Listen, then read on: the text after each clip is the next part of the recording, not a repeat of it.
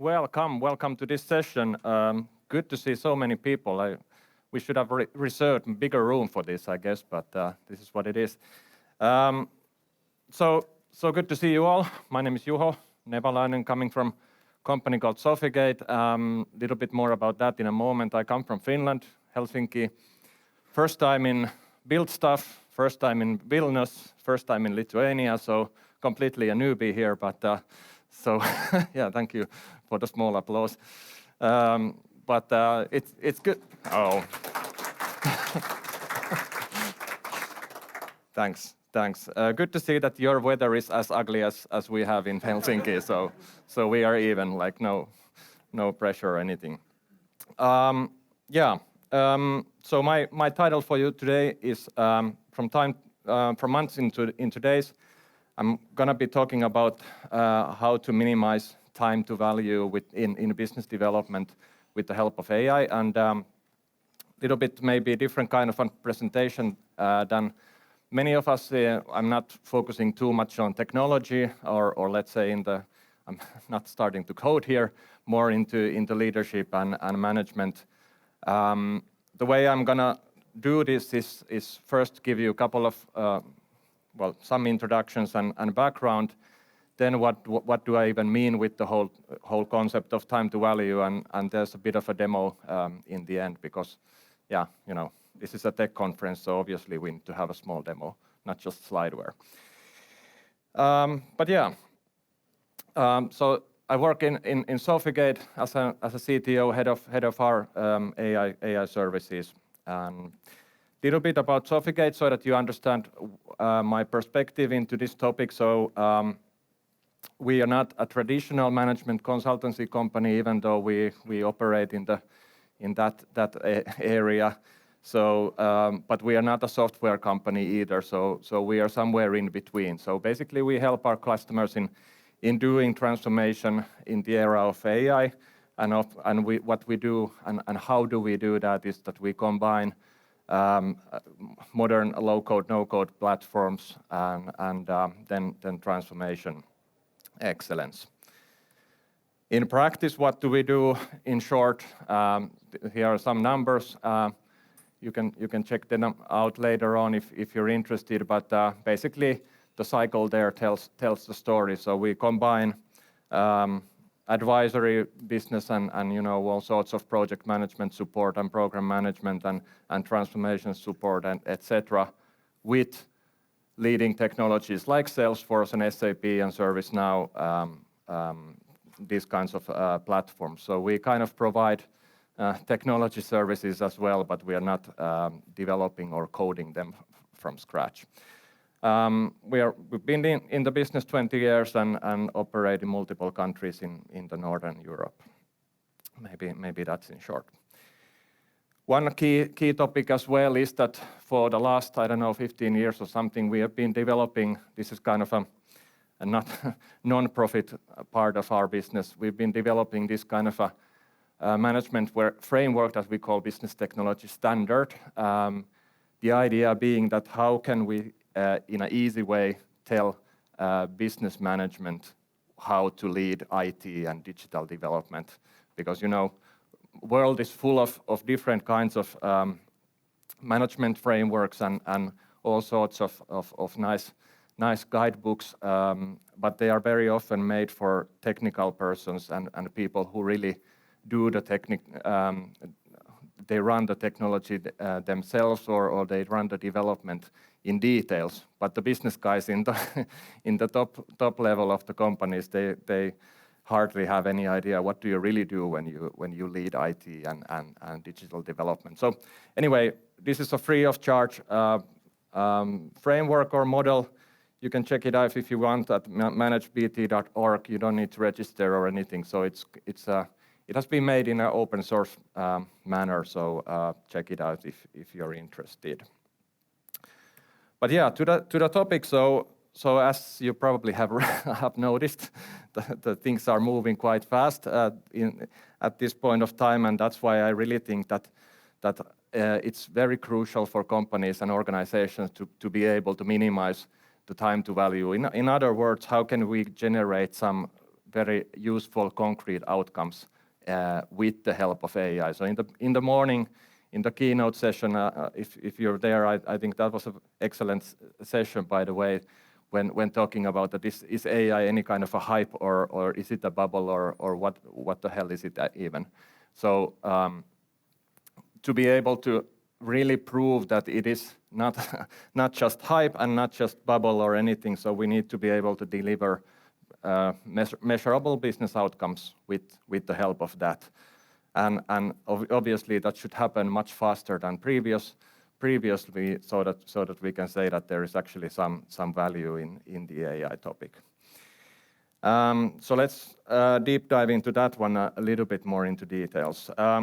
First, looking at from the distance, that what's even happening. So I'm sure you have seen all of these kinds of graphs here and there. These ones are from Stanford University AI Index report, showing that all sorts of graphs, how AI is now better and bigger and more efficient and more accurate and less errors and all of that.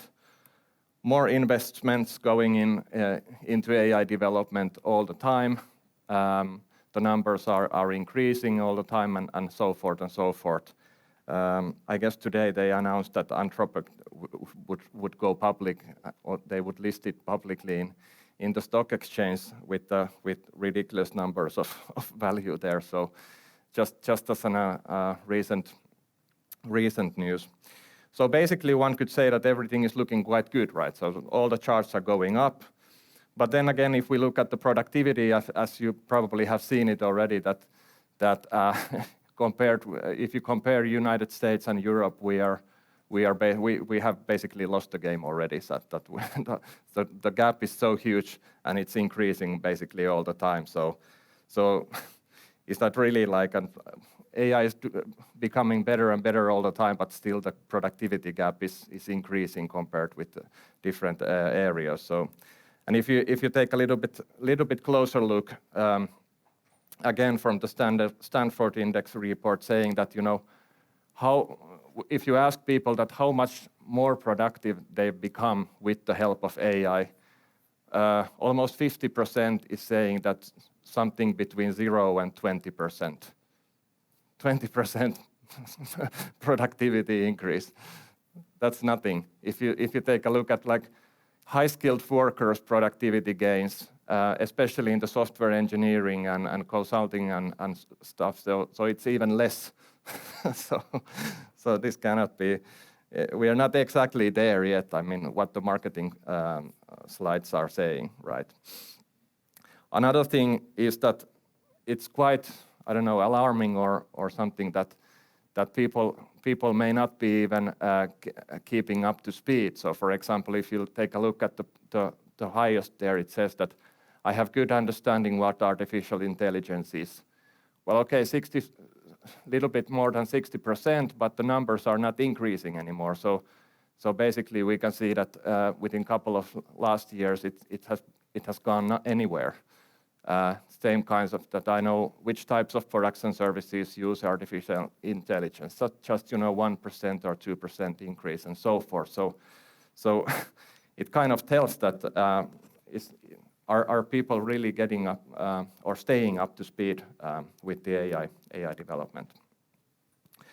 At Sofigate, we did our own little research. No, is there something wrong with this one? Among our top customers, it's something like 30 different Nordic major companies, and this was done just like a couple of 1 month ago or something like very, very fresh.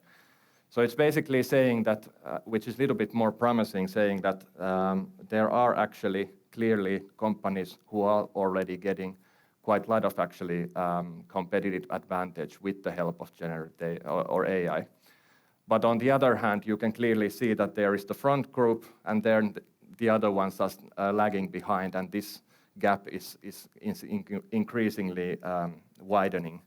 So we are definitely seeing that companies and organizations, they are kind of being divided into a couple of groups. the leaders are definitely the leaders, and then the rest are very much following. Well, maybe this one was said already, but this is quite interesting. One more graph that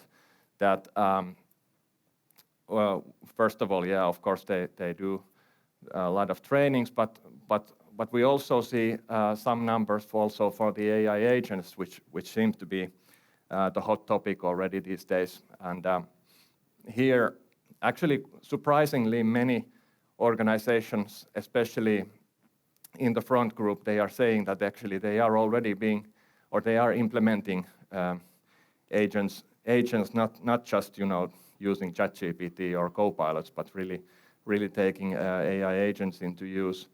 And even more interesting is that actually those investments that they are putting into developing agents or AI in general, it's more.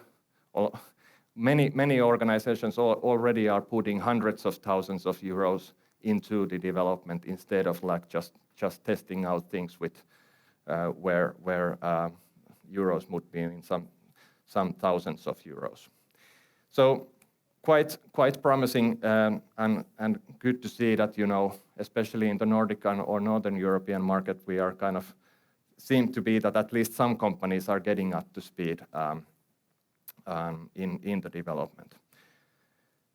So to summarize this background a little bit, I tried to explain this to my daughter, who is 9 years old, and she's a big fan of Harry Potter, by the way. So I tried to explain it in a way that now it seems that many organizations are like Harry Potter in the first day at the Hogwarts wizard school, right? And there you have the AI as the magic wand, right? But it's not only but the most talented individuals who really get something out of it. This, if you have watched the movies or read the books, that this girl is the top talent there. The rest of the students are just getting their hands burned and stuff. So I guess that's what's happening in the market these days. Okay, so how could we then get more value out of the AI? So going into the time to value topic, and if what do we even mean with that? Is this kind of a simple model, if you will. So how do we lead and develop or lead the digital development? Is obviously you have these three phases, like plan, build, and run, the normal things, and then around it is the transformation leadership. Obviously, you need to thoroughly lead what is being developed, right? Now, when is the value actually even realized in this kind of, when do you get some value out of it? It's typically somewhere here, I'm sure that only after you get the employees really to use the newly developed stuff. Basically, one could say that everything before this is just costs, right, or investments, but then there's nothing coming out of it unless you are able to release something and then get people to really use them. Typically, what we see within our customers and generically is that organizations are rather good in kind of running the IT projects or in the building phase, and then particularly running the IT services or newly developed services that has come out of it, right? So that roughly works. I mean, of course, you have differences, but what one could say that maybe these parts are covered. But where the companies then are typically struggling is that how to plan something. So how do you actually design and plan things that are really useful and really valuable for the business? That's typically what we see is the struggling part. And also then when you are releasing something, how do you really get people on board? How do you really make sure that they know how to use these things and so forth and so forth? And obviously then the overall transformation leadership, typically that has not been the strength of the IT organizations. I don't know, do you agree or not? But that's at least that's what we see when we work with different customers. So basically, what what typically is the result of this is that you get working solutions, but they just may not be the fit for business. So IT guys are very good at building new solutions, but if you have been a little bit struggling in the planning phase, maybe it's not just result in much value. Then on the other hand, if you release it in a way that people are not fully on board, then the solution might be very good. It's just that no one knows how to use it. Otherwise, it's fine. And then or no one knows about it, and then obviously maybe they don't even know how to use them. What we are now seeing and advising our customers is that actually with the help of AI now, we should actually start getting into from these traditional or even traditional agile development projects into something that is more productive and more value is realized much faster. This is of course not depending on companies and different situations, and it's not a one size fits all type of a model. But in a way, one could say that when we went from traditional waterfall projects, we brought the plan and build or the build and run closer to each other. We came up with something that we call DevOps typically. It's very good. It already increased the time to value quite a lot. It's just that the planning phase is still in the DevOps models very often a little bit separated, right? So if you follow SAFe models or anything, then it's typically the PI plannings are quarterly or every 3 months or 4 months or whatever. So kind of the building and running, that works nicely, but what about the planning and so forth? But what if with the help of AI we could finally then combine all of these phases and also get the business people into this cycle more efficiently? Maybe from that angle we could see another major leap in the efficiency. Now, what to do that or how to do that in practice then? I collected couple of tips or let's say tips or secret sources. So one being that in order to do that, what we typically see or tell our customers is that you need to bring the business guys from the background into actually getting their hands dirty and really do and really own what is it that you're trying to do. So very often in our customers we see situations where some top business manager comes into the kickoff meeting and saying that this is the big vision, this is what I want to achieve, and then the guy leaves and comes back after 3 months and asking that, okay guys, what did you achieve that, and why isn't the final product actually at all what was discussed in the beginning? So meaning that very often these things are kind of they are kind of outsourced, and the real ownership is not in the business people. But in order to do that, obviously you need to be able to use those kinds of methodologies and ways of working that are not technical, that are understandable also for people who are coming maybe outside of the IT and tech world. So that's clearly one thing that we see, and also there's obviously now some things that AI can do. I'll come back to that in a moment. The other one is obviously we believe since we rely on these low-code, no-code platforms, we think that there is so many things that the companies could benefit out of those systems that they very often already use instead of starting custom coding from scratch. So many companies, they especially in the era of AI, right? So So many companies have already platforms that are equipped with built-in AI capabilities. Now, why wouldn't you use that? Why are you starting to build those features from the beginning? And whether you use Salesforce's or ServiceNow's or SAP's or Microsoft solutions or whatever, but I think in order to get value out of AI, you probably should already take the advantage of what you have already, and kind of if you're not able to do something with that tech stack that you already have, maybe that's the situation. Then you need to kind of start thinking that should we maybe develop something on our own, or what should we do?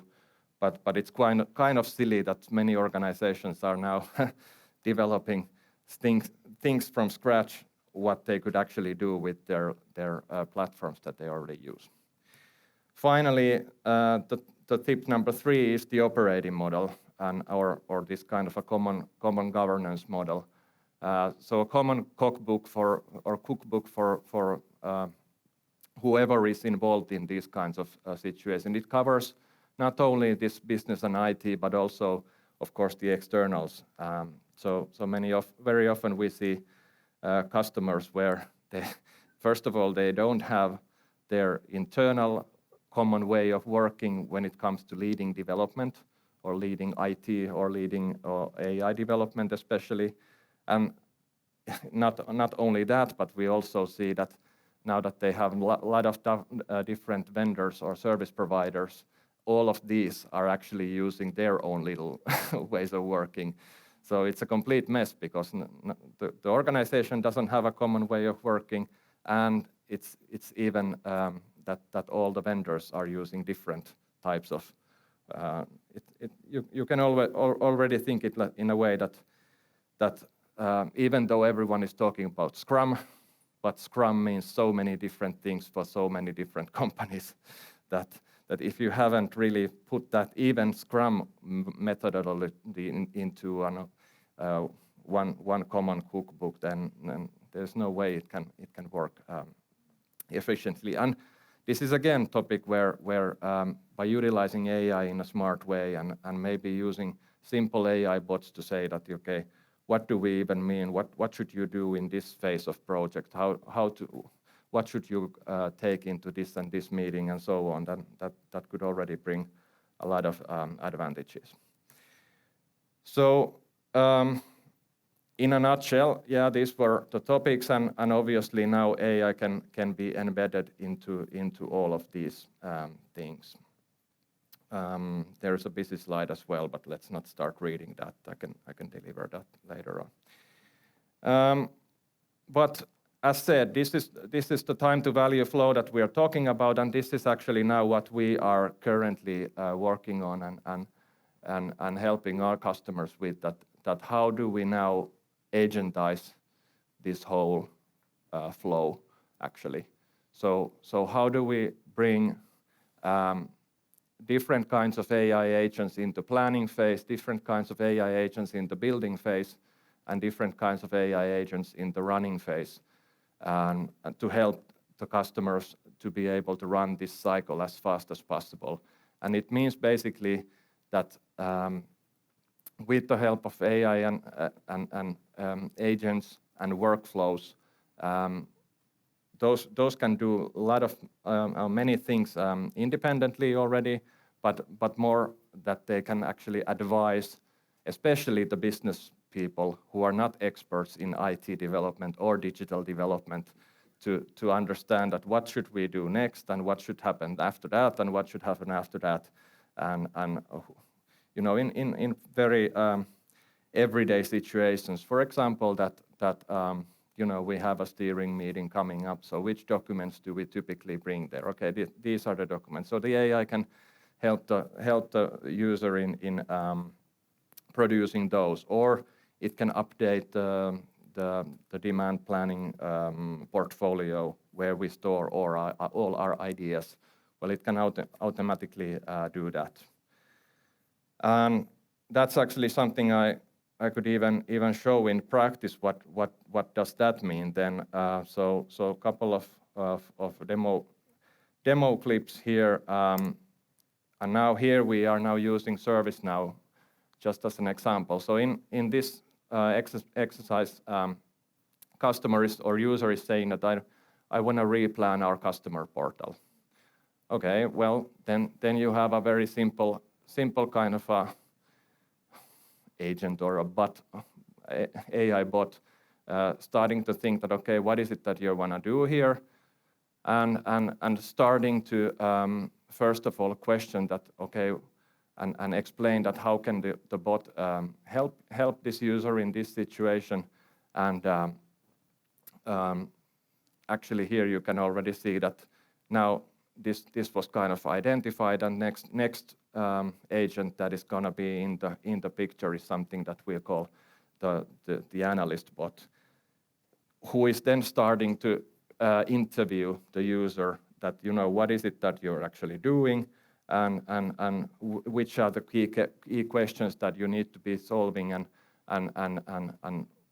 which are the information that the bot needs in order to act accordingly. This is how it looks from under the hood in ServiceNow environment, saying that these were actually the questions there that was given to the user. And here, basically now, we can already see that this is a multi-agent environment where the user is being interviewed. But what happens actually in the background is that we combine different kinds of AI agents into this kind of a workflow. So now the user is saying that I need completely new customer portal and this and that, and based on that, this navigator agent here identifies that, okay, actually the next, or tries to understand that what is the next, or who is the next AI agent that who should then be taken into this flow. So basically now it created some kind of a summary of this, and it's a little bit slow, but creates a summary and then plans the next steps, and it actually goes now to the orchestrator again, who is then actually then igniting the next agent in the loop, who is now something that we call a business analyst, who starts to then dig deeper and deeper that what do you mean with your new customer portal, and what should happen there, and what should not be there, and so forth and so forth. And actually here, the discussion goes on and on. What's the funny thing here is that actually in ServiceNow we are even able to take this customer portal renewal into what is called the planning portfolio. So basically the agents can take that development initiative already into the kind of a development backlog automatically based on the discussion that was happening in the chat. So that's just the one simple example how this what I mean with this one, that you know, all of these kinds of little agents here. Obviously the story could continue that, okay, next we have, for example, project planning agent, and taking that customer portal renewal example from the portfolio and start identifying which kind of a project it might be to really renew the customer portal, and what should we do next, and who should we contact, and who are the key stakeholders, and what are our company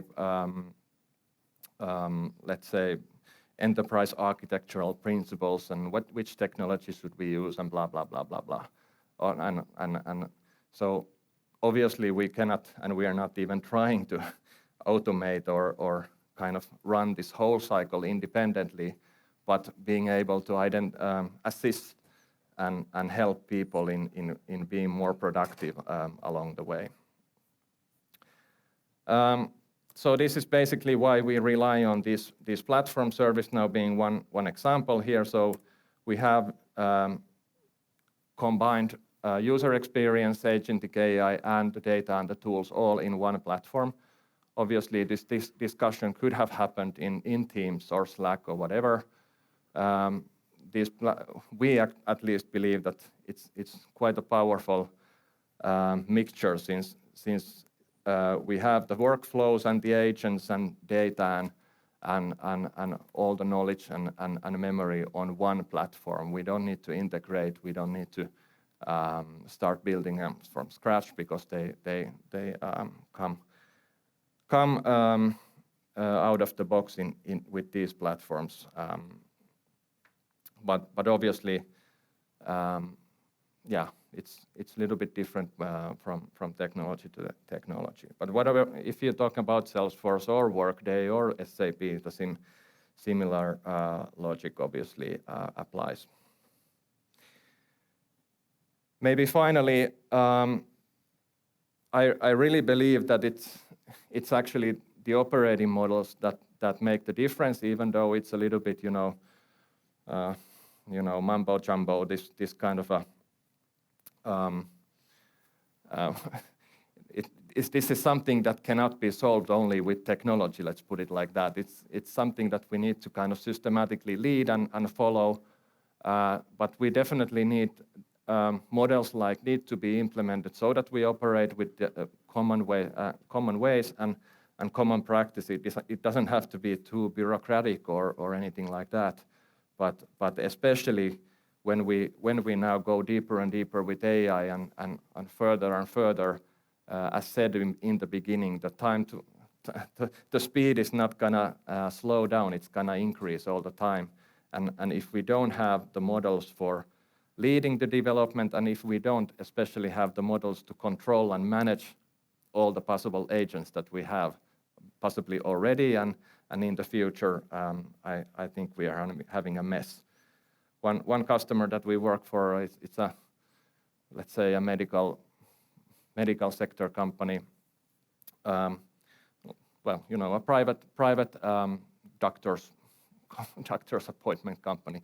Anyway, almost like a hospital, but they, for example, they say that their doctors and employees, they start their work by entering the doctor's office or medical room, whatever you call them. And then basically they log on to their devices or iPads or whatever, and they basically just select already that I need this agent, this agent, this agent, and this agent for the next couple of hours. So one being one helping with the diagnosis, one writing descriptions, or one writing documentation for the patients and all of that. So basically they already say that, yeah, we have 50 to 100 different kinds of small AI agents. That's perfect, wonderful. I mean, they are clearly leading this path. But then when we ask them that, okay, how do you manage them? How do you keep track that which agents do you have? Who is responsible of each of these agents? Who is leading the continuous development of each of these 100 agents? Then they start like, well, that's a good question. Well, maybe.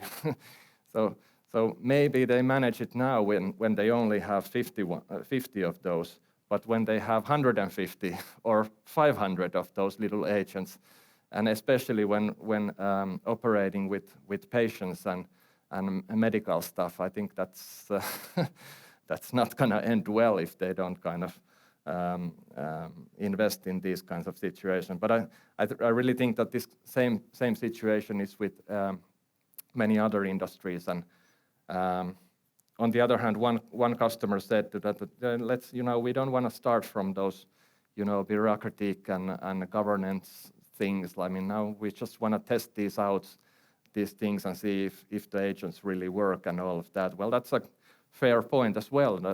There is no need to kind of start first kind of creating the perfect world from the governance or management perspective, but maybe it's good advice to kind of take little steps here in the governance side as well, and the kind of way of working perspective as well, while doing the first demos or first tests and proof of concepts or whatever.